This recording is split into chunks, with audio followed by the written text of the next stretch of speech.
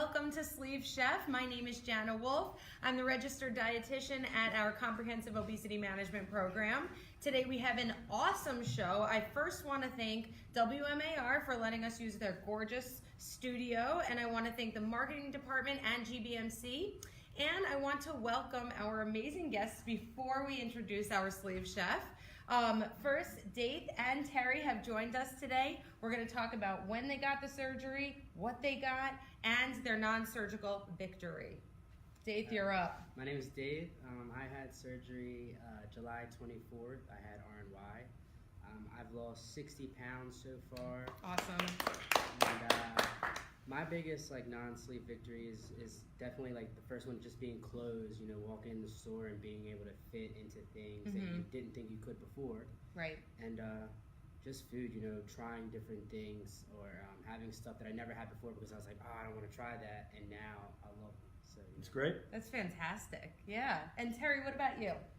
Very similar. I had RNY also back in this past February, and I've lost a little over 100 pounds. Wow, that's great.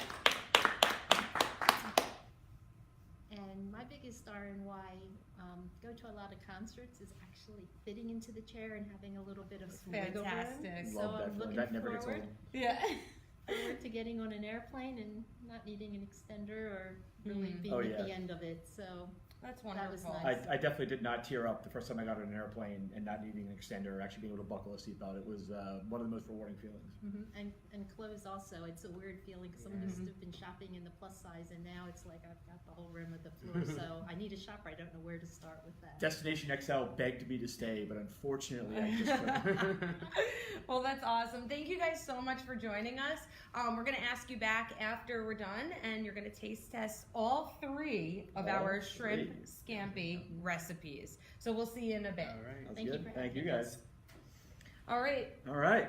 What's up? Yeah, so What's up? welcome. We've welcome. taken off a full month. We have. We are back, everyone. Thank you so much for tuning in. My name is Michael Salomon. I am the Sleeve Chef. It's great to see everybody this evening. Jana spent some time out in Portugal. She had Yes. a great time. Yes. Fun was had by all. Apparently, there are a lot of stairs in Portugal. Yes, lots of good exercise. Yes, lots of good exercise indeed. A little too many starches, though, I will say. But anyway, what are we doing today? All right, I'm guys. so excited. So I love shrimp scampi. It's one of my favorite dishes. It's a classic dish. And one of the main concerns is that I love focusing on is I love taking dishes that I could have previously and making them make them compatible with our lifestyle now, which is so important because it really helps sort of bridge that gap, if you will, between being pre-op and being post-op, Yes. right? And so I really think it's a key to our success to really focus on not so much what we can't have, but what we can have. Absolutely. And if we maybe think we can't have it, that there are ways of making substitutions so that we can have it. So how we're going to do that is we're going to focus on the noodles, right? So it's the carbohydrates that we really struggle with initially. So we're going to do 3 different types of noodles with the traditional shrimp scampi recipe. So we're going to do zoodles, which are zucchini noodles, as I'm sure everybody's familiar. We're going to do spaghetti squash noodles with this bad boy right here. And then we're going to do something called shirataki noodles, which, Jana, you want to give a quick description Yeah, for shirataki quick noodles? description is that they're like a spongy, chewy kind of noodle that are made from the konjac yam. Okay, so it's a really good for you fiber. So if you're having any gut issues, it's actually good for your stomach. So it turns out that it comes in water. So you do have to rinse it off a bit. Some people get turned off by the smell, but after it's rinsed, there is no smell.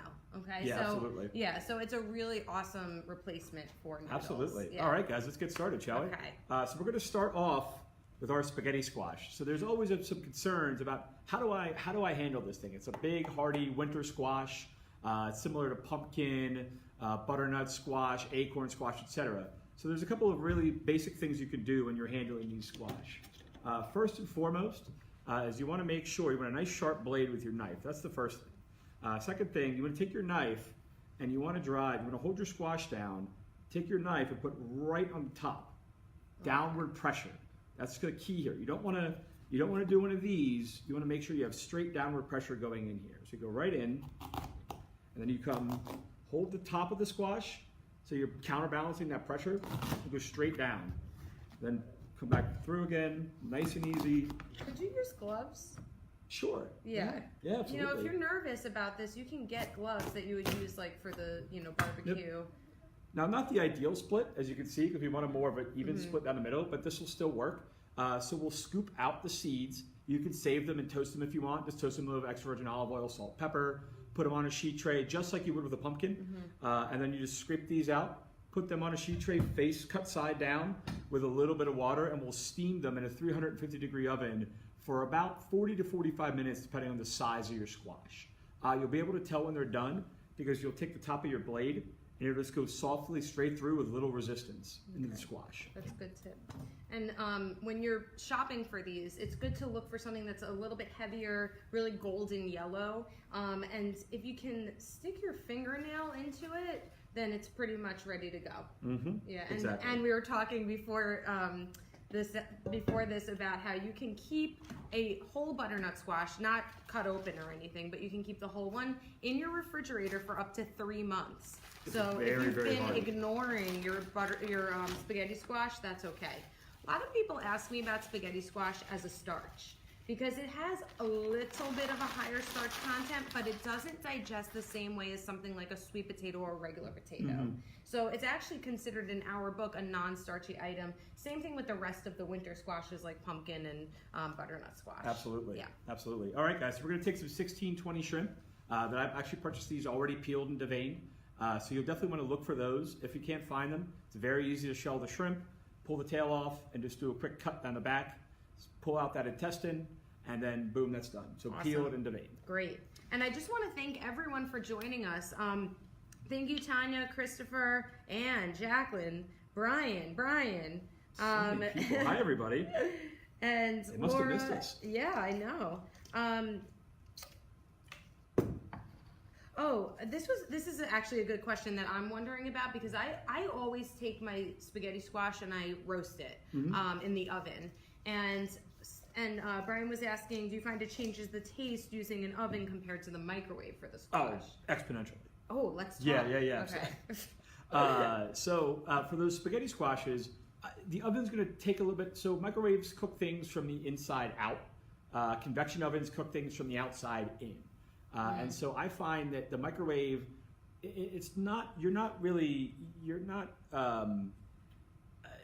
to me, it's a slower process in the oven, but it's going to really help concentrate that sugar in the squash.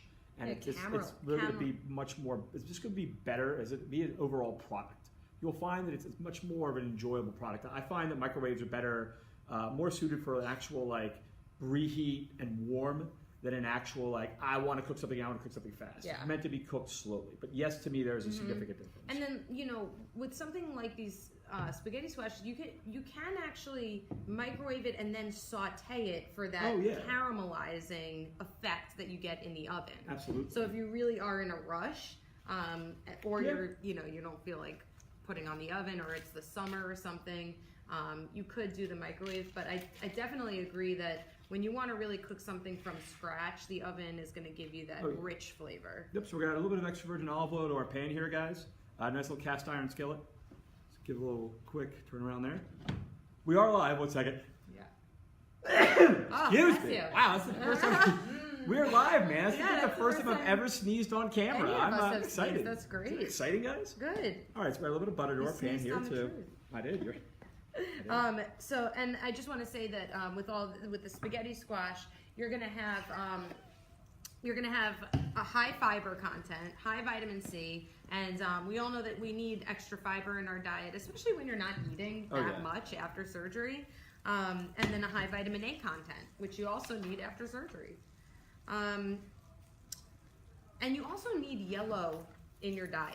So I think we don't often talk enough about the colors of the fruits and the veggies, and that color provides a lot of the antioxidants and the vitamins and minerals. So if you can have yellow in terms of like either squash or spaghetti squash or zucchini, that's the best way to get it through through spaghetti squash, I think. Oh yeah. Because then you have a great meal. Absolutely. And you can cook lots of this and have it over the course of the week too. It's a very, very hearty vegetable that will hold up for a period of time. Awesome. So what are we doing now? All right. So Getting we're the garlic together. Fresh garlic action. My favorite. All right. So fresh garlic here. Yes. So real simple, guys. So I just went ahead and crushed that head of garlic. I rolled it over on top of itself and split the cloves out. And then next, we're just going to simply take the butt of our chef knife here, and we're going to crush these garlic cloves and slide this guy out of the way. Okay. Yes, we have a question. So if you have the jarred garlic rather than Fresh. doing the fresh garlic, Mhm. how much would you use? Like chopped So what do you mean by the jarred garlic? Is it? So is the it one that's It's chopped already up. like mint, Oh, like the yeah, mince. so not, it's- not like the shaker, but it's like in a jar. It's liquid. Sure. Yep. Yeah. So you can use. I would use. I mean, it's really comes down to preference for garlic. If you like more garlicky shrimp scampi, you can use anywhere from a tablespoon, 2 tablespoons of garlic. I'm going to use 2 to 3 cloves here per meal, just based because I don't want to really blow out somebody's palate Yeah, and with a lot of extra garlic.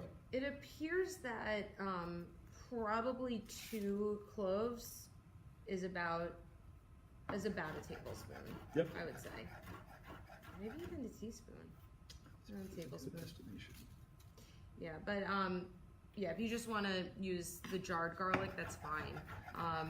Again, preference, and it might lose a little bit of its flavor in the jar, so it might not be as like spicy and flavorful. So you might want a little bit more anyway from the jar. Mm-hmm.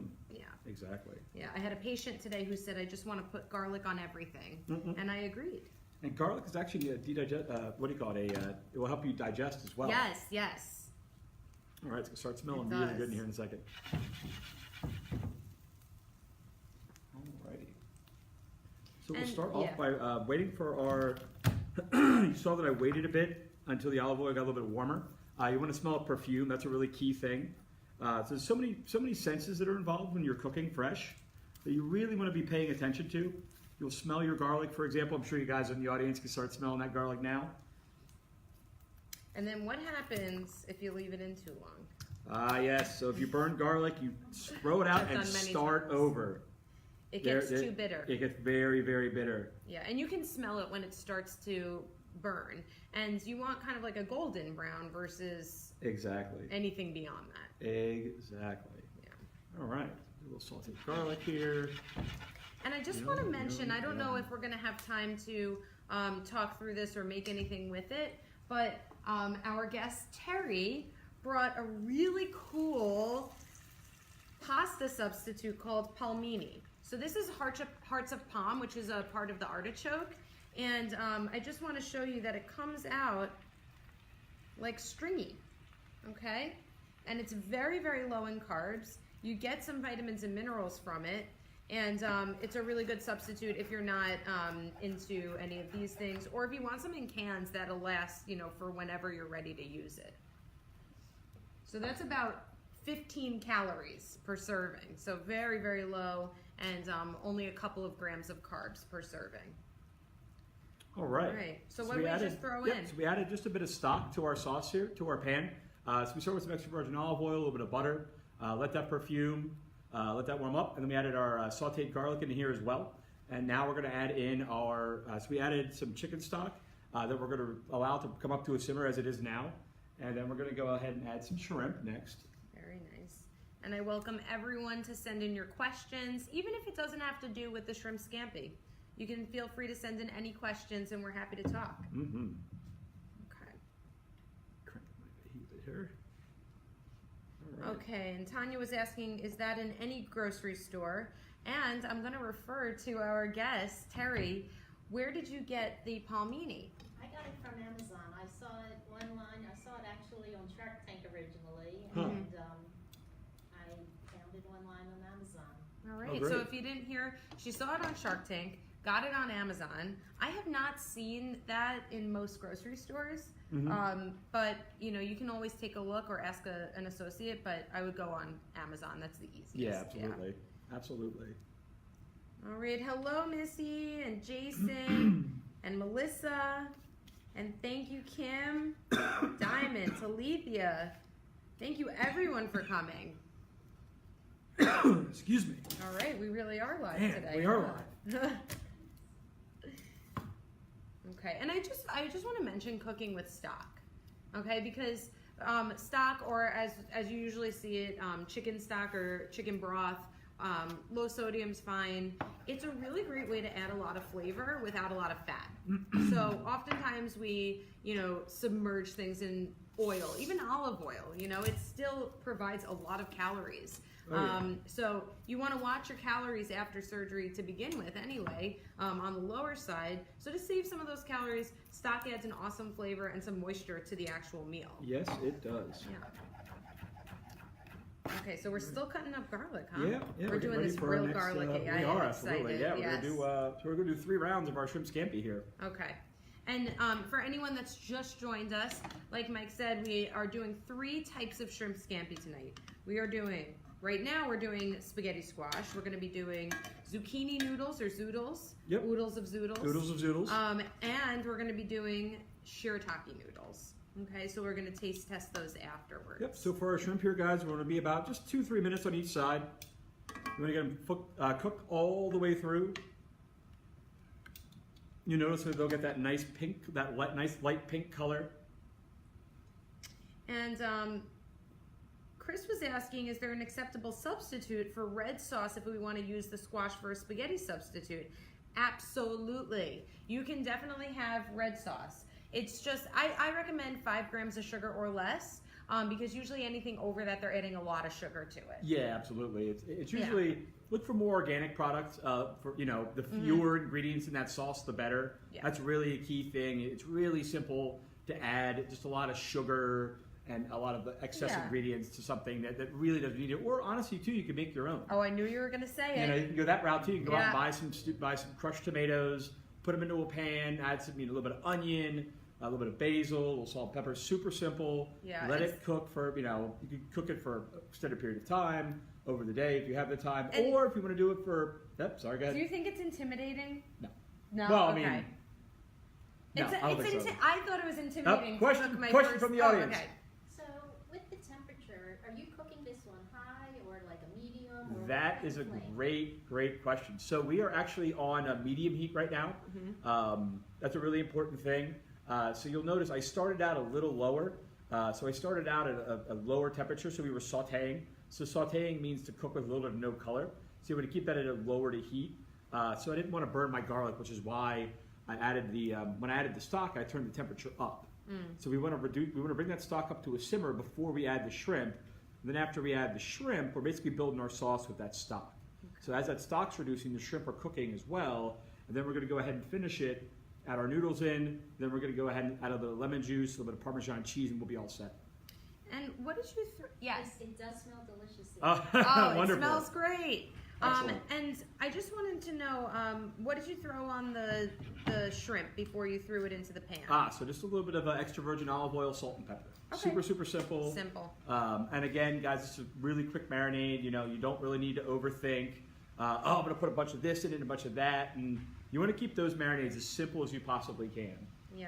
And just touching back on the spaghetti sauce, making your own, I've made my own before, okay? And it was intimidating, but you can do it, and it's mostly just waiting. Yeah. Right? Yep, exactly. Because the longer you cook it, waiting the richer it and gets. really temperature and heat on the bottom of that pan is critical. Yeah.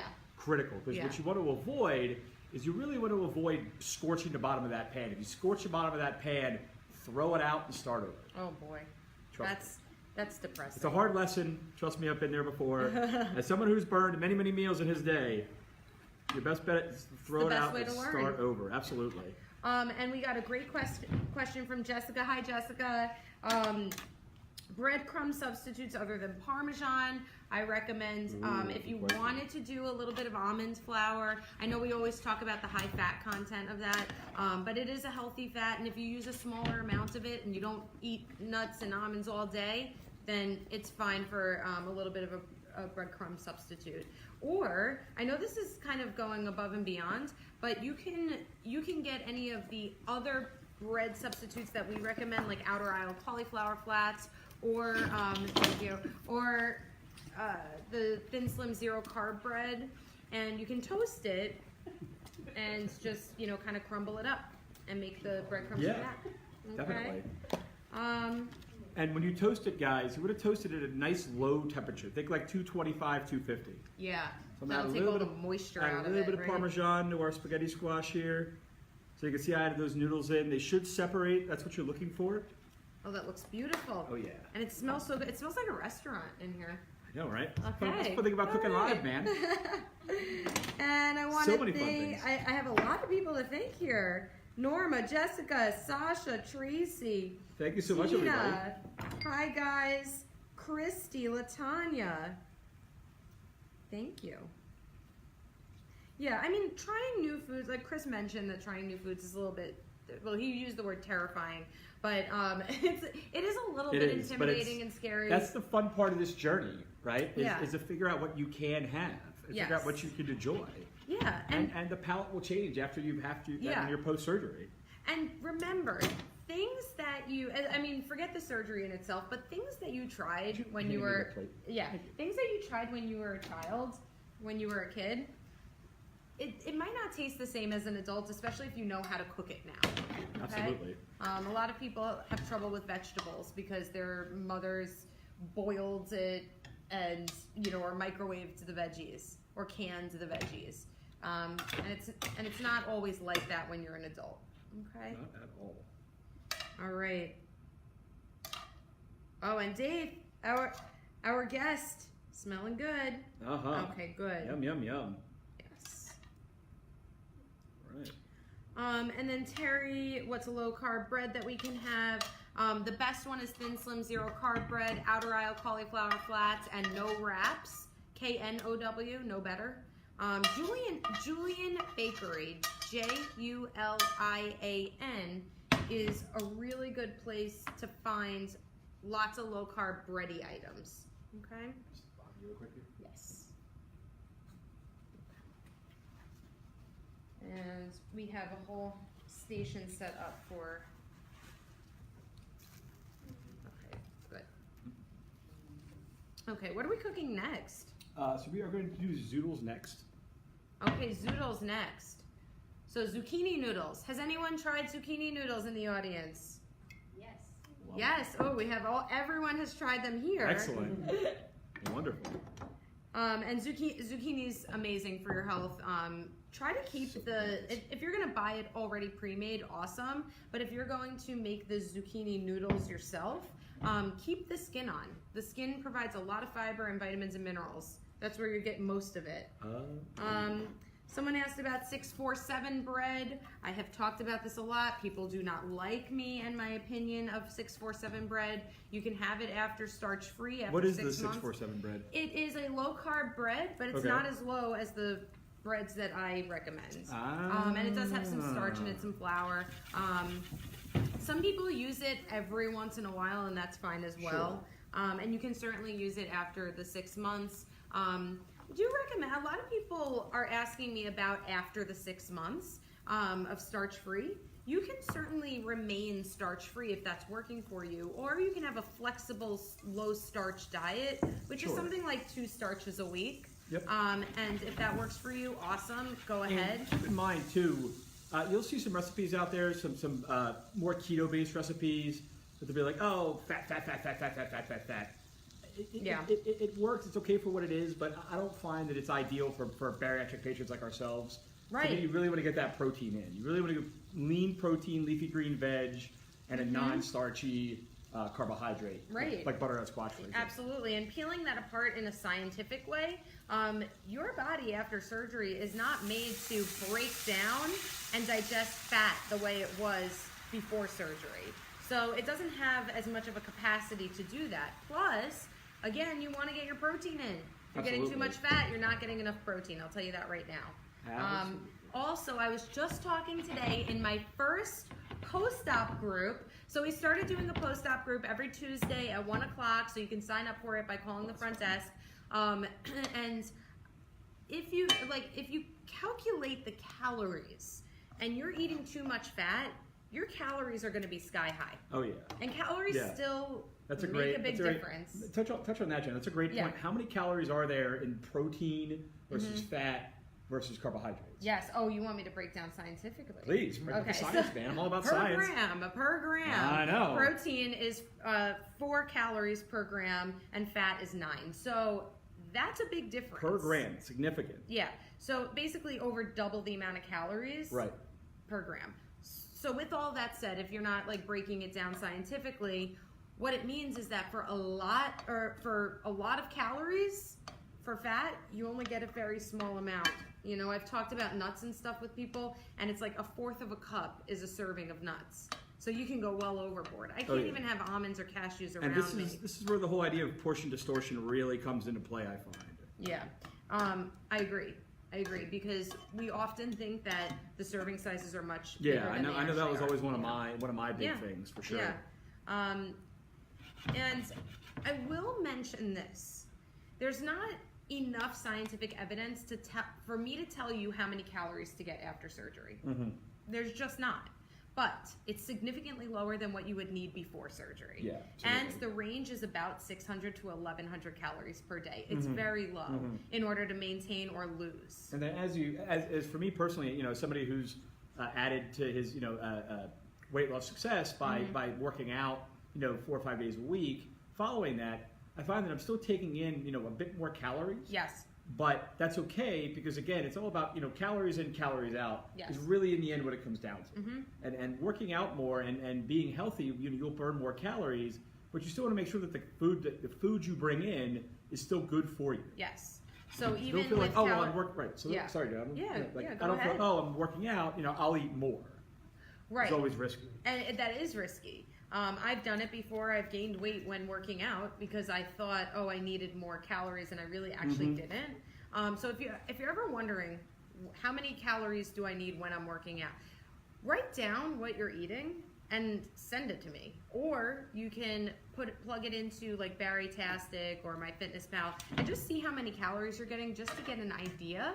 And if you need to start losing again, you lower those calories. Exactly. And just so everyone knows, after surgery, your what we call basal metabolic rate, so however many calories you need for the day, goes down. Okay? It goes down significantly.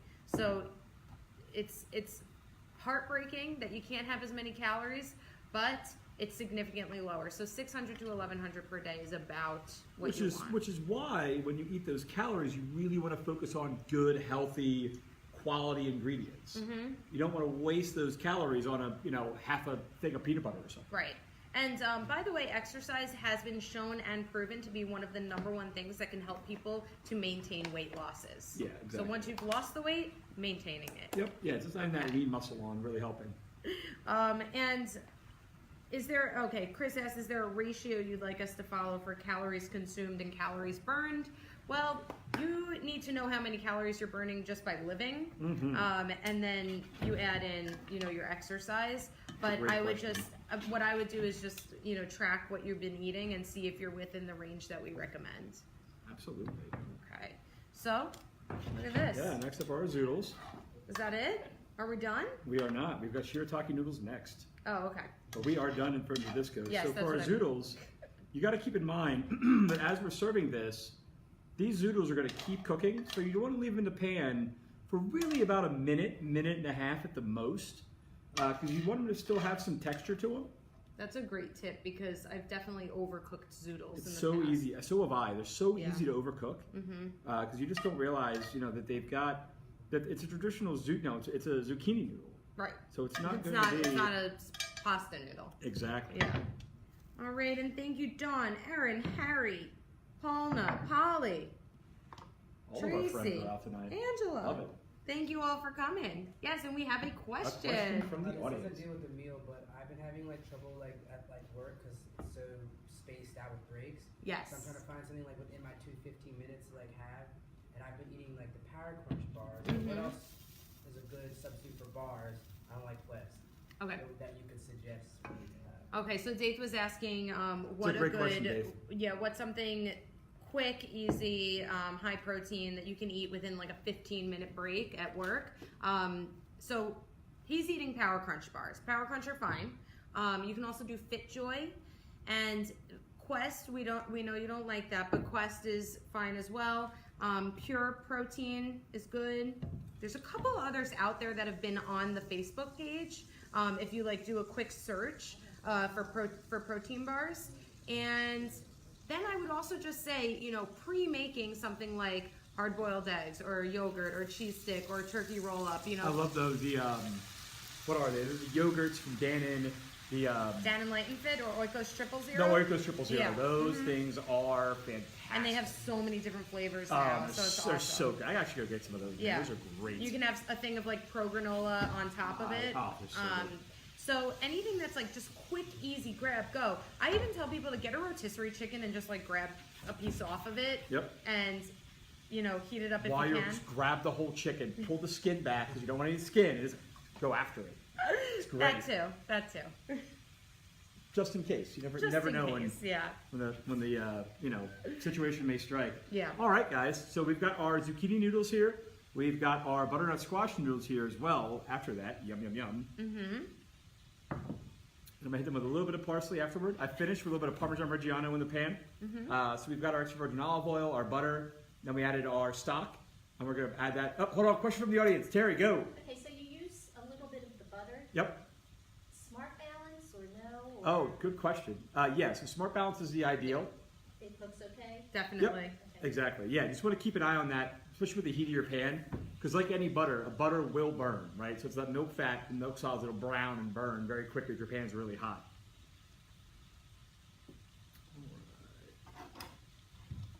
I have a couple of questions while you are cooking. Sure, hit me. Quick reset diet that you can do if you feel like you're slipping. I recommend doing 2 shakes and a lean and green meal.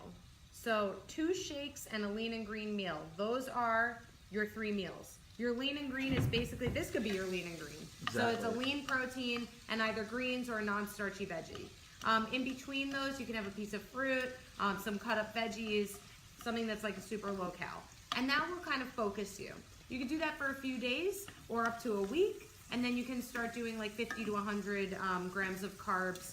You know, if you're if you're over, you know, 6 And months. I think that the other important thing too, I think to note with that reset meal, correct me if I'm wrong here, Jana, Yeah. is that it's really supposed to be short term, Yes. right? It's supposed to get be you 1, focused. maybe 2 days, kind of get you back on track. Not meant to be like I need to lose 10 pounds by Friday, otherwise Yeah, my and life is falling apart. It's We never want to do not I need how to you want lose to 10 dramatic, pounds. right? I mean, right. It's a Yeah. This is a slow. Enjoy the process. It's a slow, steady process. Right, because your weight will go up and down for your entire life. Right. So it's what I call fluid for your Right. entire life. Talk about. I think it's so important to talk about the idea of how weight fluctuates throughout the day. Oh my goodness, weight fluctuates throughout the day. There you go. All right, guys. And- Shirataki noodles. Okay, so he's already strained it and drained it. Exactly. Okay.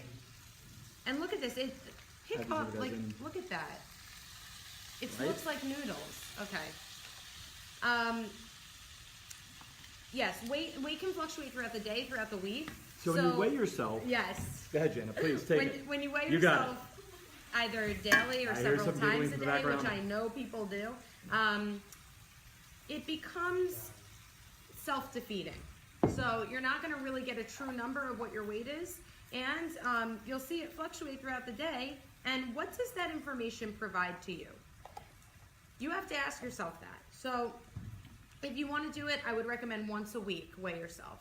If Yep. that's driving you nuts, don't do it then. And also same time each time you weigh yourself. Yes. Wearing the same clothes or no clothes. Okay. Same time of the day, no clothes or with the same clothes. Absolutely. And then also pay attention to your inches lost. I have a lot of patients who are losing Oh, yeah. inches, redistributing body weight, and not seeing it on the scale and finding it to be a failure. Yep. That is not a failure. Okay. And the other thing is too that, you know, and I've experienced this, is I've been right around the same weight for about a year now post-op. I've been about 200, 225 pounds.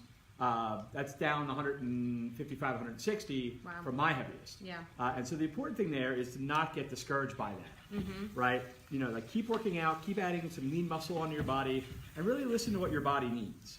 Right, and reach out for help. So, Absolutely. you know, if you don't reach out, nobody knows that you need help. And that's why I added in the post-op groups and the support groups and even these shows, you know, and in order to hold yourself accountable. Right, exactly. The Comp Facebook page is great too.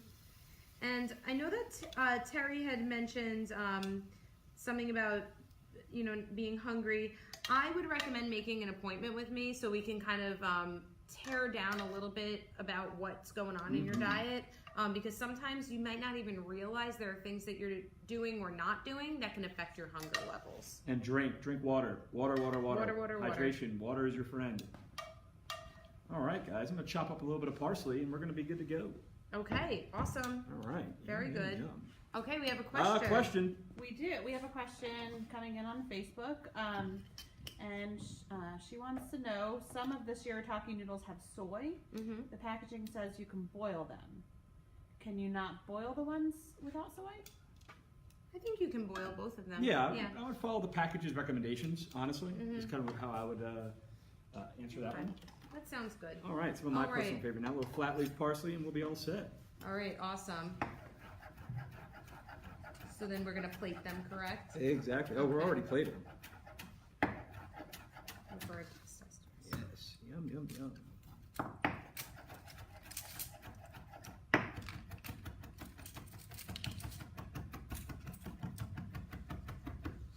Beautiful. Say, what'd you learn when you went to culinary school? I said, not to cut myself with a knife. That's good. All right. All right, All right, great. guys. So we are going to try out these dishes. I just want to answer one last question. How do the groups work? Do we have to call and make an appointment? Yes, you do. So if you want to come to any of my 1 p.m. Tuesday afternoon post-op classes, you just call up the front desk, make an appointment just like you would pre-op, okay? And we are going to have our guest taste testers Please up. come on back up, guys. Back on up. All right. We do a little bit of each. Yeah, a little bit of each. Awesome. Sounds good. And I want you guys to honestly say which one you like the best.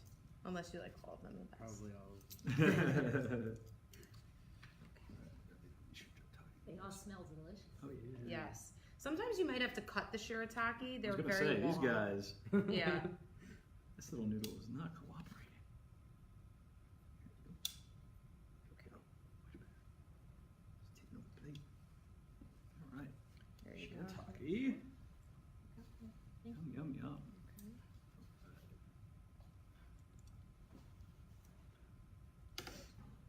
This goes next.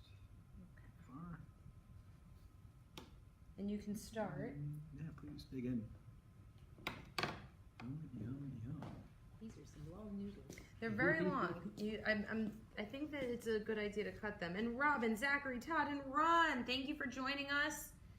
We are now trying our 3 types of noodles, which are the spaghetti squash, zucchini noodles, and the shirataki noodles. They are all no starch, low carb. Anybody else? I'm going to give you that one. you. Okay. Here you go. Little family style serving action here, guys. Yep. For our shrimp scampi. Mm-hmm. And let me tell you, I've never made shrimp scampi at home. I love shrimp. So I am very excited about this. Such a classic dish. So simple. So simple, so classic, so yum. Exactly. I'm tasting the garlic more in the zucchini noodle. Oh yeah. And the shirataki I've never had before, but it reminds me of almost like a ramen noodle. Yes. Huh. Ramen Yeah, soup. that's a very great much the example. texture and And it's All right. actually It tastes a comes from Asian culture. So It does. it It's an doesn't import. surprise me. I don't think that the shirataki noodle takes on like flavors as well. it doesn't have as much flavor. It tastes good, but it doesn't have as much. Oh my, the zucchini noodles. Yeah? That's my favorite. That's so Carry them good. some more in. Swing on in. All right, guys. Oh my god, I have a fork for you. Thank you. I was going to use my bare hands, but all right. Okay. So far, I've had the zucchini noodles, and they're my favorite. But I haven't had anything else yet. Yum. Kind of like whip these noodles up while with this little plastic fork. Mm-hmm. No, do it with your teeth. Thumbs up. There's knives here. It's delicious. Okay, and for anyone that didn't see it, in the beginning we had this. So someone was saying just now that they want to try something different besides zucchini and spaghetti squash, and Terry, our guest, brought in the palmini, and that is an artichoke or hearts of palm. Okay, so Yum, zucchini for me. Delicious. Zucchini for me too. Yeah? Me too, me But all too. good. zucchini. All right. Wonderful. All right, I think the vote is zucchini I think noodles. the vote is zucchini indeed, everybody. Well, once again, thank you very much to WMAR for letting us use these beautiful studios. Thank you so much to GBMC and the entire marketing department. Yep, and thank you to you for coming. Yes, thank you thank to our you guests. so much for joining us, guys. And Mike, thank Absolute you. pleasure. Jana, thank you very much. As always, have a great rest of the day, guys. Thank you so much. If you have any questions. Oh, and before we leave, next time, did I mention we are going to be comparing, since it's going to be November and Thanksgiving's coming up, we're going to be comparing the Trader Joe's stuffing to our stuffing. Yeah, we're ready. So we're going to do super a taste excited. test. So join us next time, and we will see you there. Yep. Thank you, everyone. Thanks again, guys. Have a great night.